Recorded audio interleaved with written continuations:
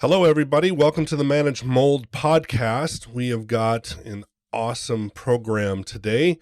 We like to bring the best of the best to our audience, and we want everyone to be encouraged at the end of what we do so that when you leave our podcast on any given day, you believe you've picked up something that you can use, something that's tangible.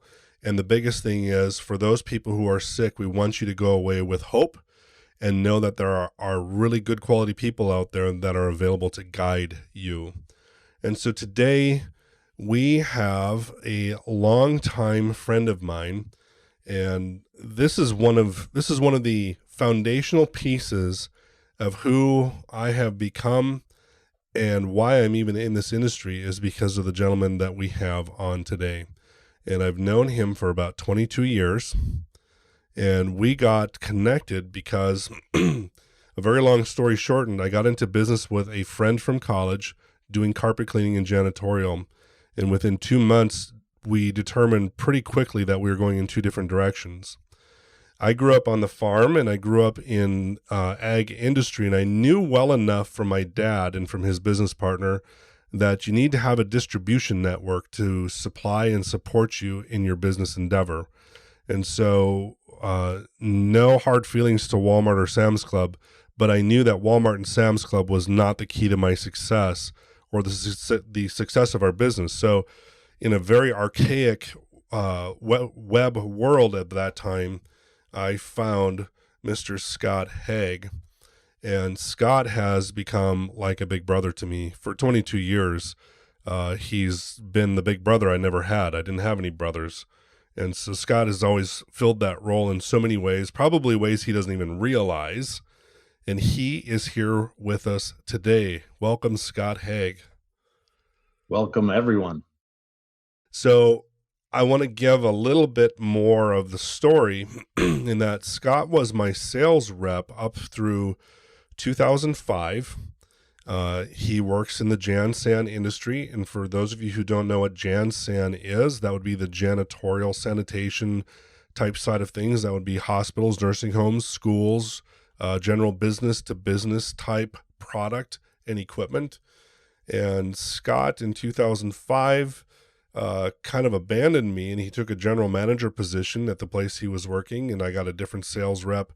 But in the 7 years prior to that, he made quite a splash in not only my life, but my entire family. And he has had an impact on all of us that reaches far beyond probably what he even understands. And so, Scott, let's start talking a little bit about who you are and what you do. Well, for years, my goal is to create and consult people to have a clean, safe building. So that can go in a lot of different ways, but I found that you could sell more products if you found a service to help the people out. So I'm very big on doing your best, doing what's right, and treating others the way you would like to be treated, being honest and fair. True enough. So tell me a little bit about your experience in the commercial realm. When it comes to indoor air quality specifically, what are some things that you've seen in the years that you've been in the industry? And you can deal with hospitals, nursing homes, education, whichever way you want to go with that. Or if you want to stick to the commercial, the business to business realm, you can. But tell me a little bit about what you've seen change over all the years you've been in this.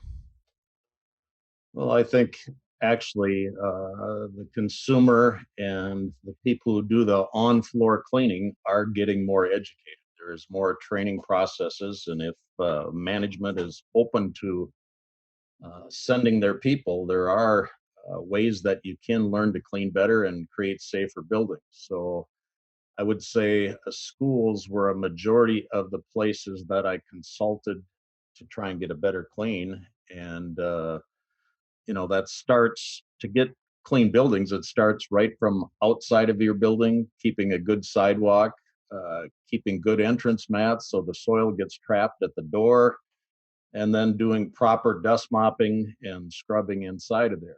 It's always great to leave the place clean and dry.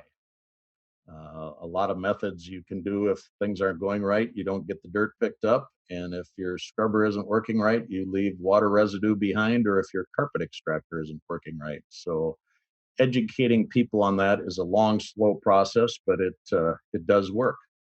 Yeah, absolutely. So to help people understand even a little bit deeper what the connection is to this, because if you're listening to the Manage Mold podcast, especially for the first time, number one, I encourage you to go back to the first one and hear a little bit about our story. But here's the importance of today's interview. And what people don't realize, and I will say, especially in the remediation industry, is one of the key pieces to any successful remediation is the clean factor. And so this is where Scott comes into my life in 1997, late 1997. And at that point, I had no idea what the cleaning industry really was, except that my mom in the past had been part of cleaning homes and doing some things in that realm.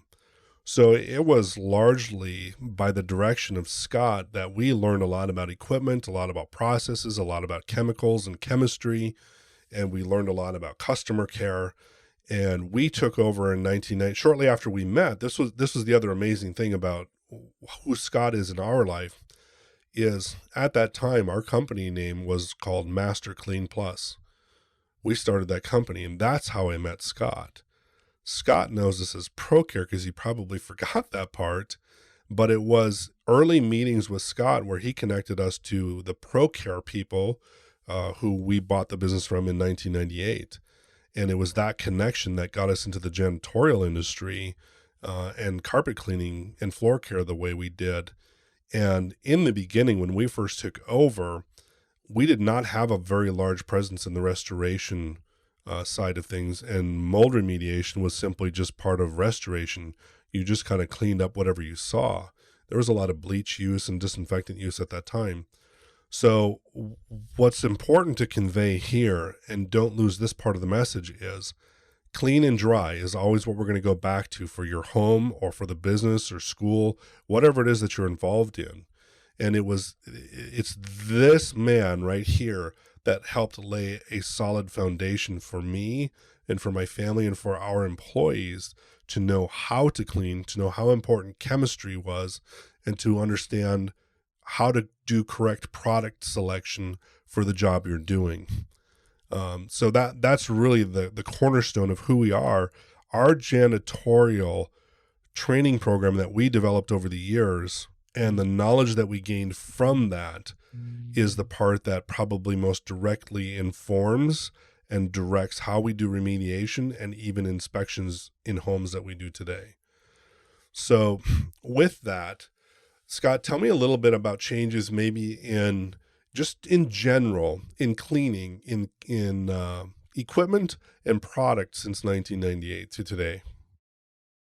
Well, I would say that labor today for cleaning industrial buildings, schools, and hospitals is very important, and cleaning inside of even a house is very important. And the equipment nowadays is quieter, lighter, more efficient, recovers a greater percentage of the moisture or the cleaning solution that you're putting down, and does it faster. So there has been some great improvements. The incorporation of microfiber dust mops and towels has been very instrumental in keeping a pathogen-free environment or a more pathogen-free environment. Microfiber is unbelievable at what it cleans, captures, and how well it can clean something. So I would say vacuums, carpet extractors, scrubbers, but microfiber is kind of the basis that everybody could use to get a better clean. Yeah, we would agree with that.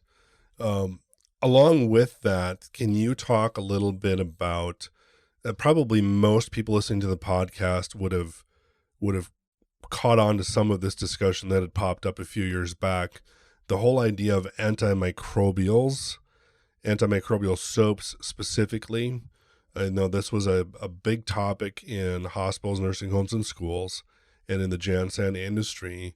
And tell me a little bit about your thoughts about antimicrobials, hand washing, and things like that.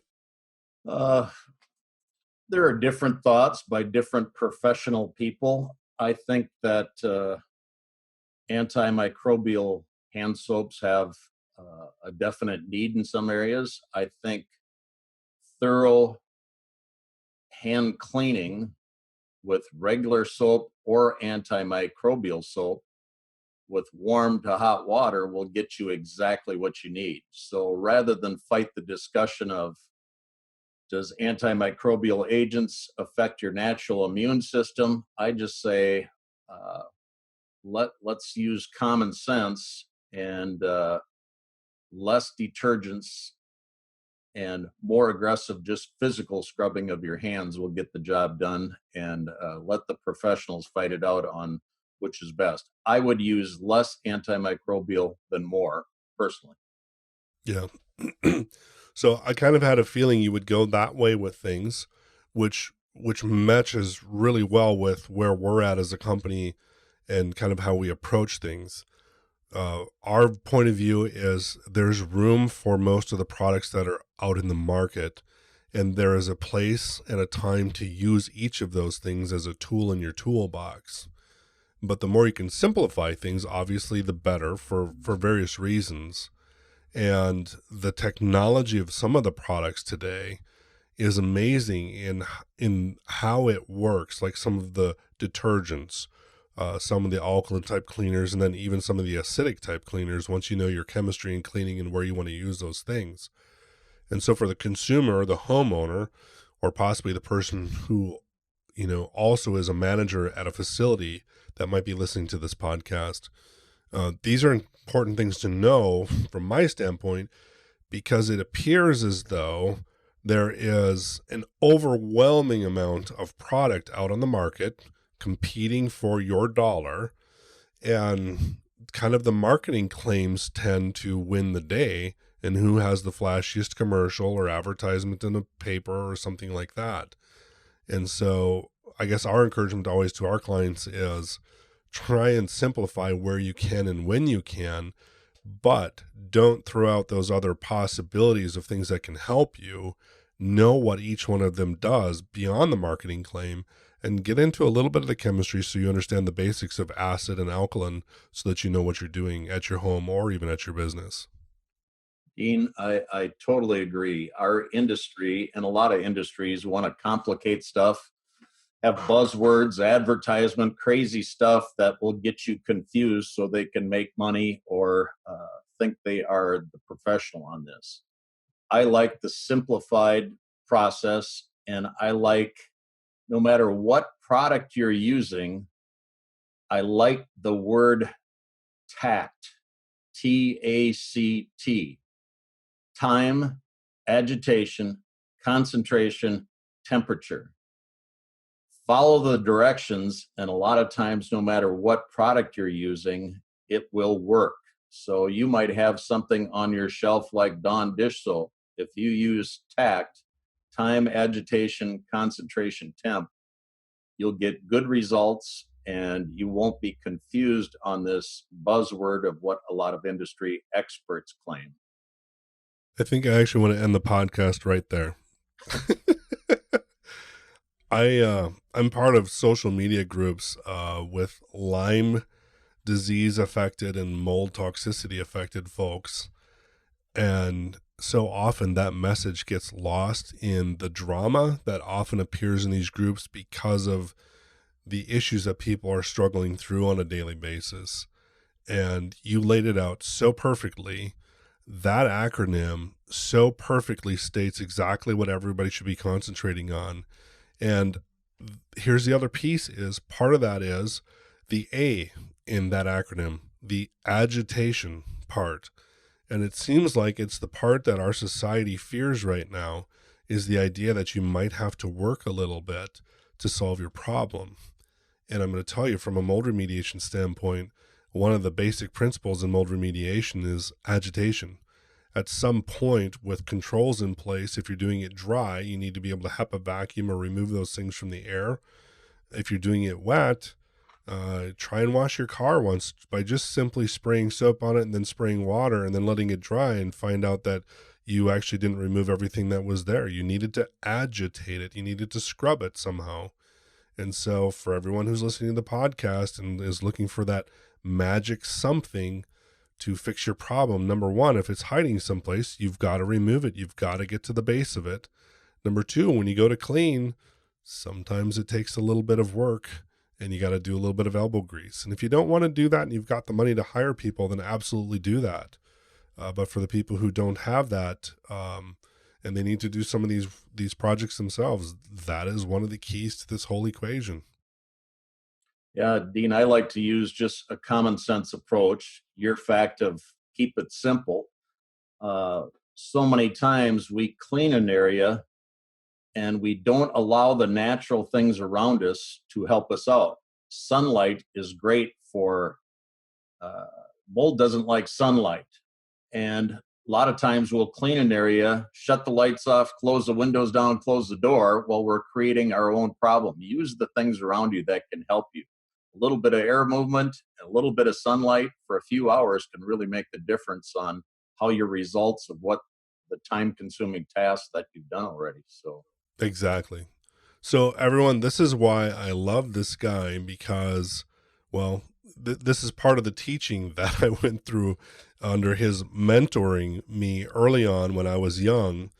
And those principles have worked for us, our family, and our business for 22 years, and they haven't changed. So let's bounce to education quick, because I know a number of our listeners have kids and have kids in schools.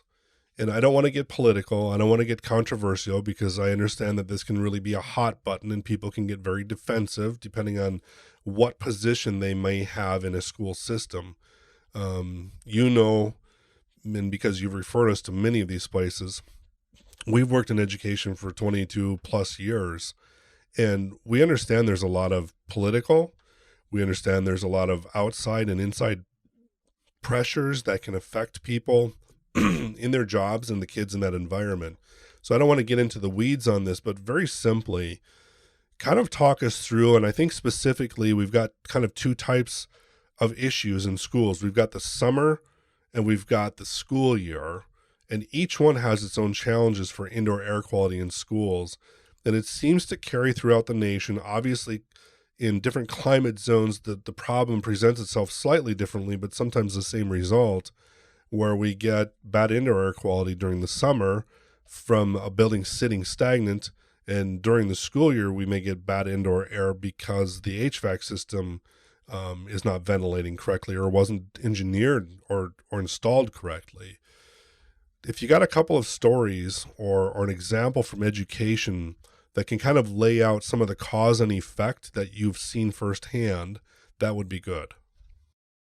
yeah, I could go on education for quite a long time, but in my travels and over my 40 years of calling on school districts, I've found some unbelievable clean schools with great indoor environment and a real consciousness about trying to keep it that way. A lot of times, what happens, it's actually the politics, unfortunately, inside of a school. Uh, I've had it to where I talk a lot about life cycle. A life cycle of a vacuum cleaner in a school environment is maybe 3 to 5 years. A life cycle of carpeting in a classroom is maybe 20 years. If your vacuum isn't working properly and you don't extract that periodically, you get a shortened life cycle of your carpet. If you don't do good maintenance, if you don't have the amount of people to maintain your building, you get a carpet that creates like a sponge atmosphere to where it grabs everything inside of it. And now you agitate it with the students per hour when they move around inside of that classroom. You can create a real bad indoor air quality. So, are they maintaining it daily? Are they stopping the dirt at the door before most of the dirt gets in? Are they extracting the carpet to keep it flush, clean periodically? Are they drying that carpet so they don't create a environment? You can have a great, safe building. If you fail on any one of them steps, you can lead to something that can be harmful to the kids. I don't want to over or alarm the people or the parents, just like you had mentioned, but there are really people who care and maintain the building. And then there are some districts to where, because of capital funding, they can't replace that carpet at 20 years and it goes 30. And now we've got a problem. Yeah, and they don't get the funds to have the staff number correct. They don't get the funds to buy the equipment. Maybe they even get squeezed on their product purchases too. So, again, there's so many factors in when you get into the public realm that can have a detrimental effect. And ultimately, at the top are the politics and what gets in the way, and maybe miscommunication even to the community or to the parents, the stakeholders, on that end of things, as to what the real needs are for keeping a building and its indoor air clean. And then amazingly, and I mean, you've probably seen this too in various aspects, it happens in businesses. So it happens in industry, industrial and manufacturing. It happens in retail. It happens, in office buildings. But then all of this stuff comes back to home because we're all humans. And so we carry that human energy, negative or positive, from our homes out into the places we work and then out into the public spaces that we help take care of. So whatever that you're hearing Scott say, and as he talks about commercial or the educational, whether it be hospitals, nursing homes, any of those places, all of these same principles will actually boil back down to the basics in your own home. And so understand and don't compartmentalize what we're talking about today, but take the principles that are being presented and then broadcast those across your entire life and the life of your family and everywhere you go. And all of these things work. I agree. We spend a majority of our time probably in our houses, and almost equally that is either at our jobs or in a school environment. So you need to take care of your home as importantly as you hope they take care of the environment where your kids are learning or where you're working. Your workplace is a very important place also where you have to have good indoor air quality. So I want to transition and kind of put you on the spot. We didn't set this up ahead of time, but kind of an easy one for you because I know you've got a number of stories and experiences in this area.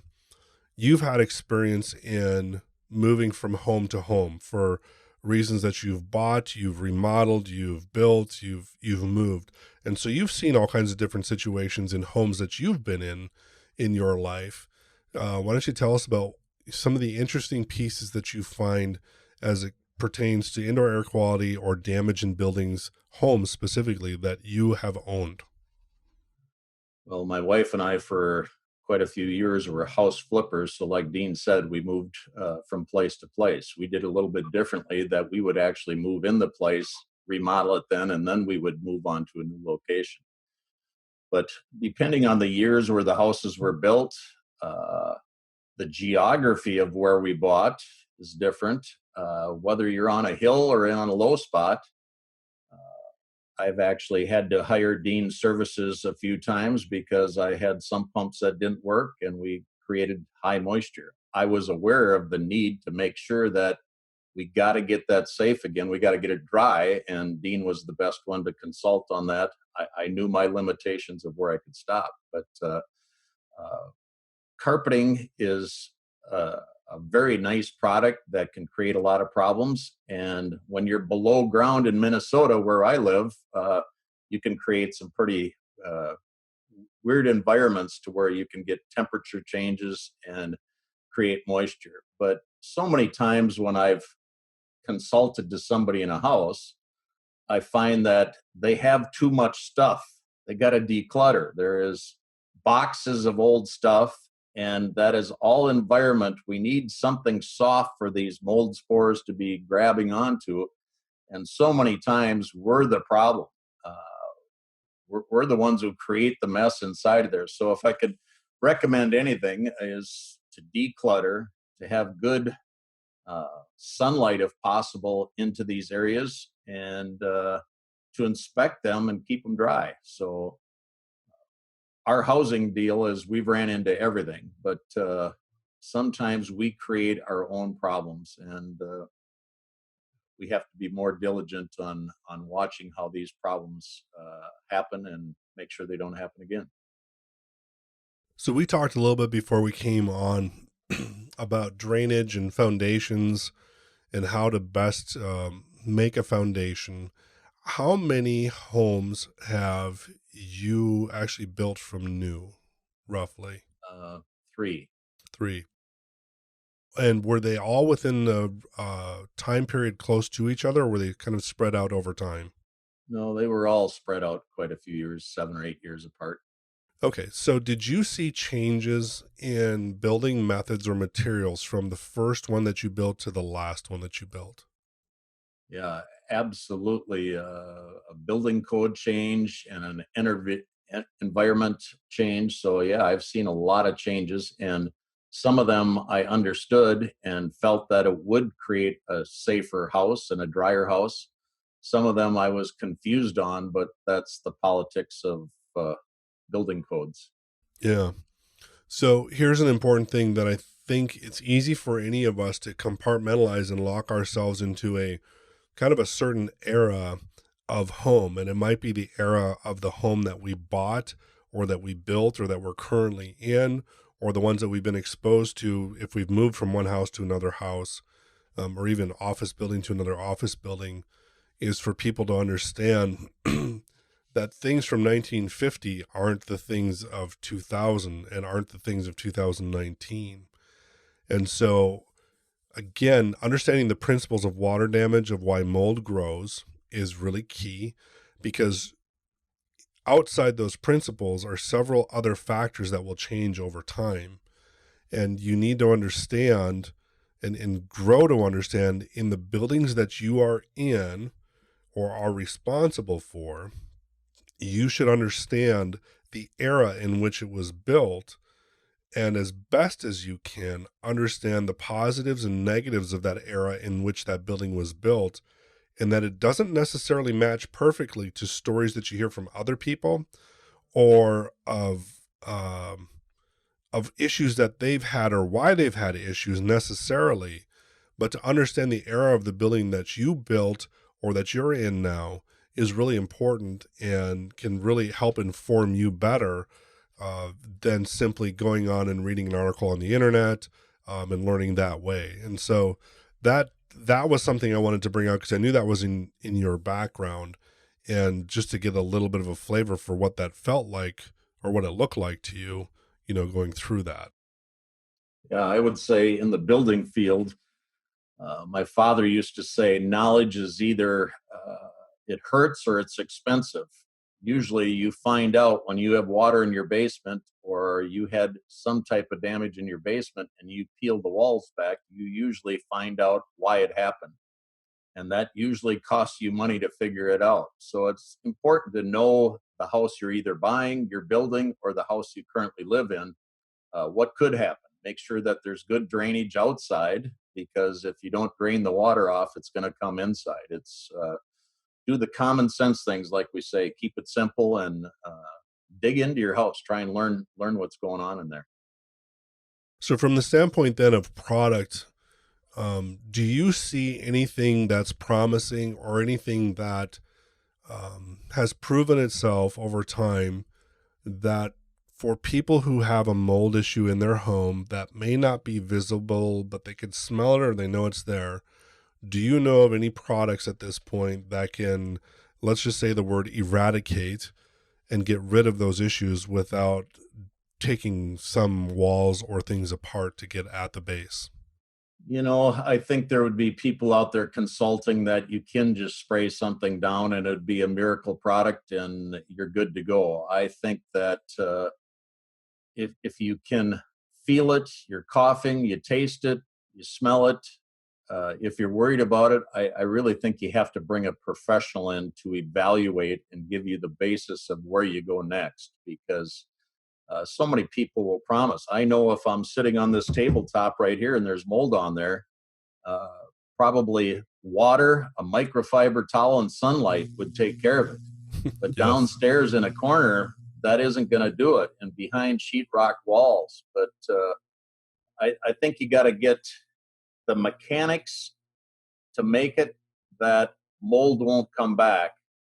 And that might take a professional like yourself. I don't even feel I can give you the simple answer and a starting point, but I can't really consult somebody on what's behind them walls. That's somebody like yourself, Dean, or another reputable consultant.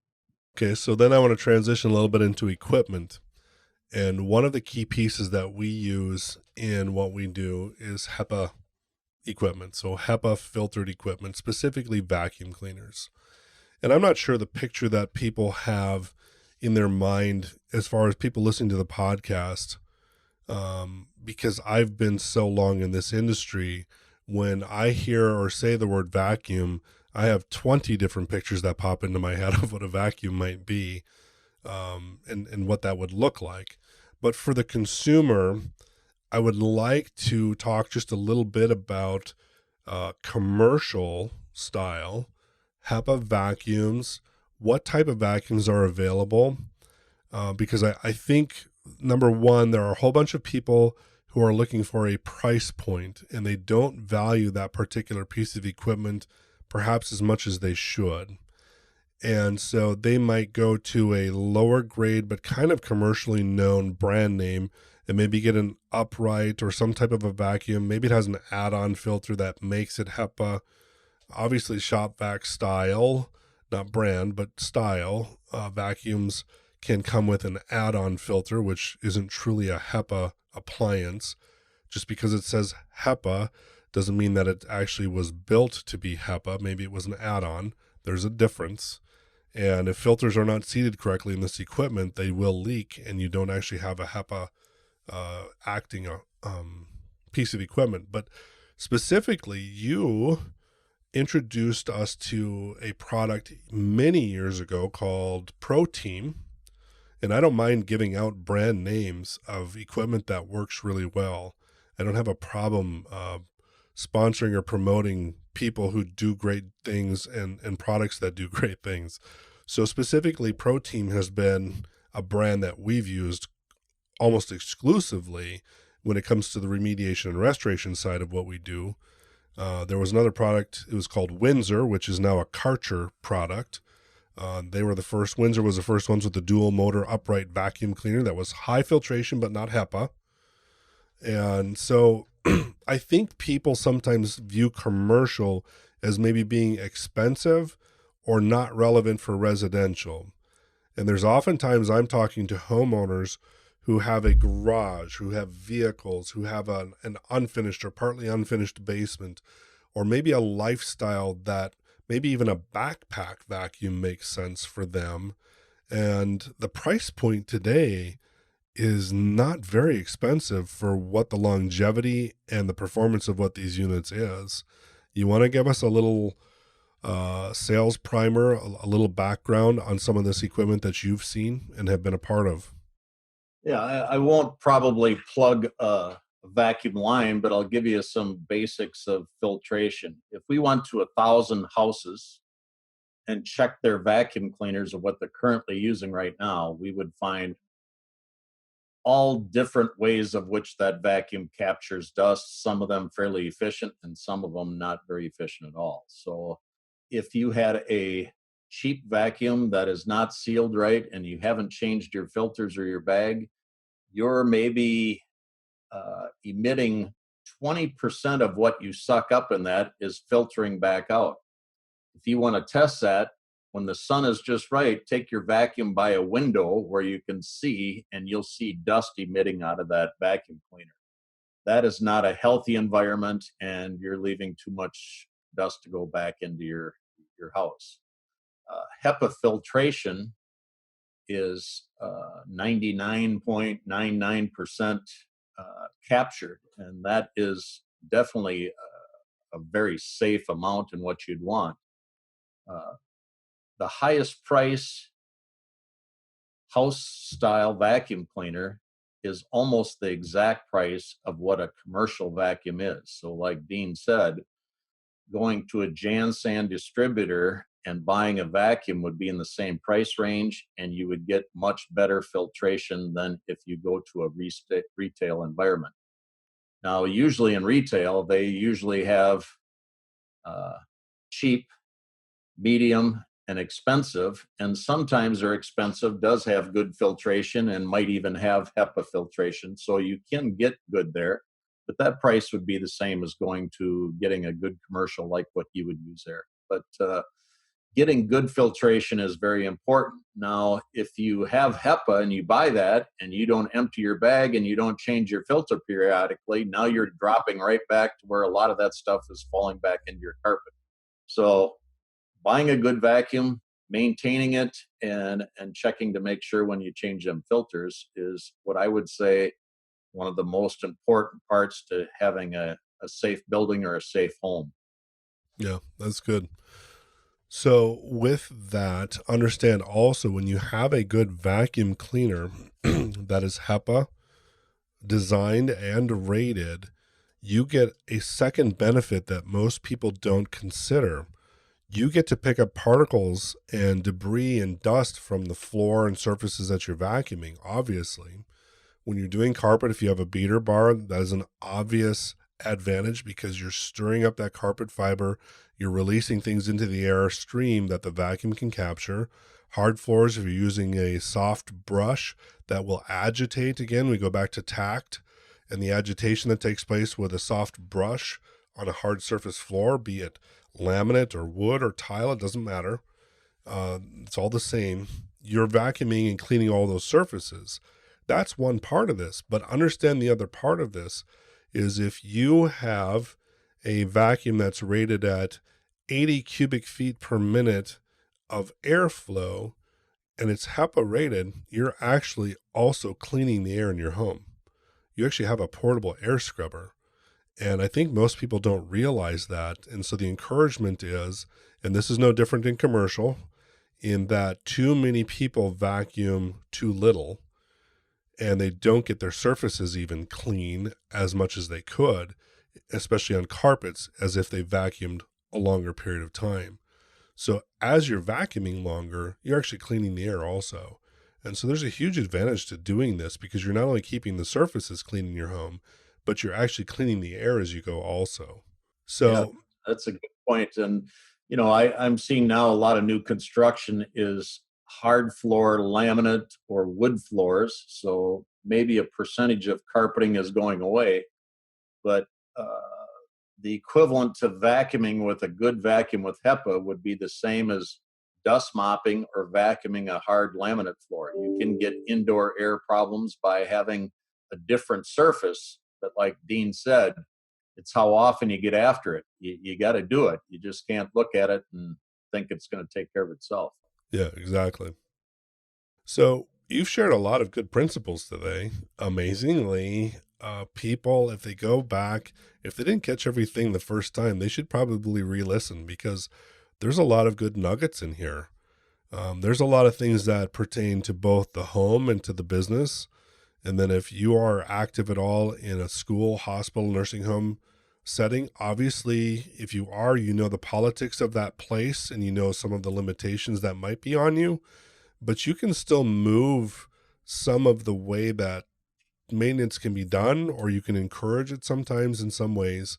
But you've learned a lot of principles here today that apply from residential to commercial, and all of them will work to get the indoor air better in these newer, tighter, or remodeled homes and buildings that we all function in for so much of our days. So, with that, Scott, what are a couple of key things that you would leave people with as an encouragement going forward? Well, I would say, I like to say it's kind of in the math. There's a basic formula to do things right. And if it's at your house, keep your shoes and stuff outside of your house or keep it in the garage or keep it at the doorway. Have a good mat there to put so you get less soil inside. Have a schedule of when it is important to vacuum inside of your place. That math formula it's a clean, safe environment. And that is no different than if you're in a school or hospital. Now, one other thing that fits in a school and hospital, do you have the labor to implement the good practices of what you know you need to do? So that's the other part of it. How many people should we have to do this job, and are they trained well? So it's going on to a podcast like this where you learn basic cleaning tips and knowledge, and that's how you can get a cleaner, safer environment. So I'm going to recap just a little bit, a few things that we talked about. So one key element is keep the dirt outside.